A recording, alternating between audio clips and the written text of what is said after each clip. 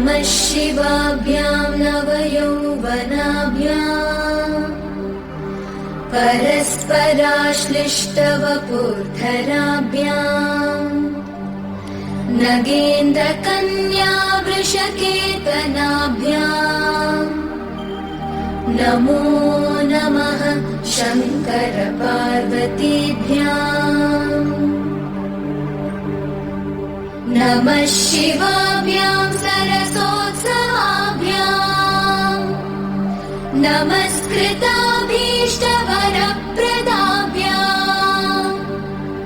नारायणेनार्चितपादुकाभ्याम् नमो नमः शङ्कर पार्वतीभ्याम्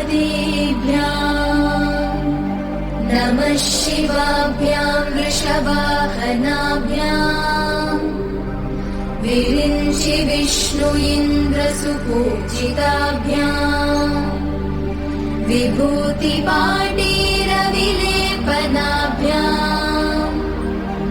नमो नमः शङ्कर पार्वतीभ्याम् नमः शिवाभ्यां जगदीश्वराभ्याम् जगत्पतिभ्यां जय विग्रहाभ्याम्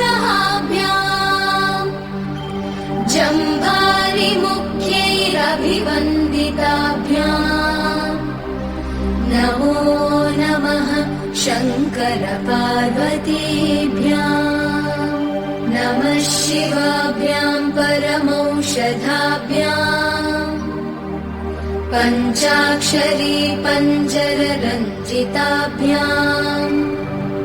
प्रपञ्च सृष्टिस्थितिसंहृताभ्याम् नमो नमः शङ्कर पार्वतीभ्याम्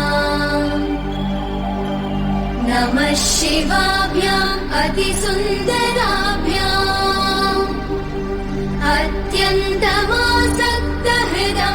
अत्यन्तमासक्तहृदम्बुजाभ्याम्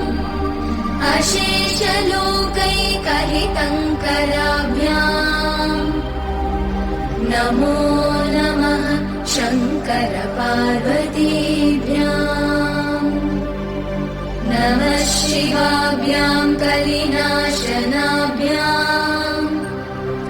कङ्कालकल्याणवपुर्धराभ्याम् कैलासशैलस्थितदेवताभ्याम् नमो नमः शङ्कर पार्वतीभ्याम्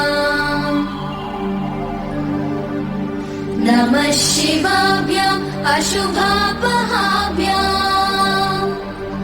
अशेषलोकैकविशेषिताभ्याम्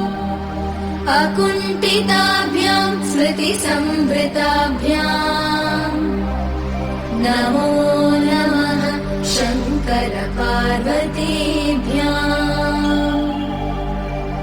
नमः शिवाभ्यां रथवाहनाभ्याम् रवीन्द्रवैश्वानरलोचनाभ्याम्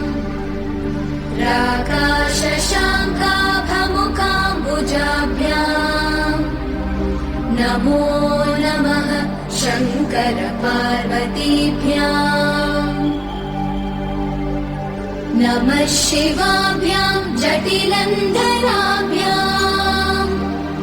जरामृतिभ्यां च विवर्जिताभ्याम्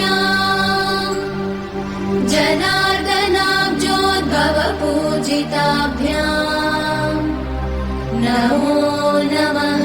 शङ्कर पार्वतीभ्याम् नमः शिवाभ्यां विषमेक्षणाभ्याम्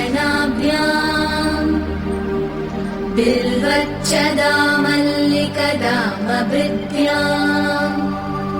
शोभावती शान्तवतीश्वराभ्याम् नमो नमः शङ्कर पार्वतीभ्याम् नमः शिवाभ्यां पशुपालकाभ्याम् जगत्त्रयी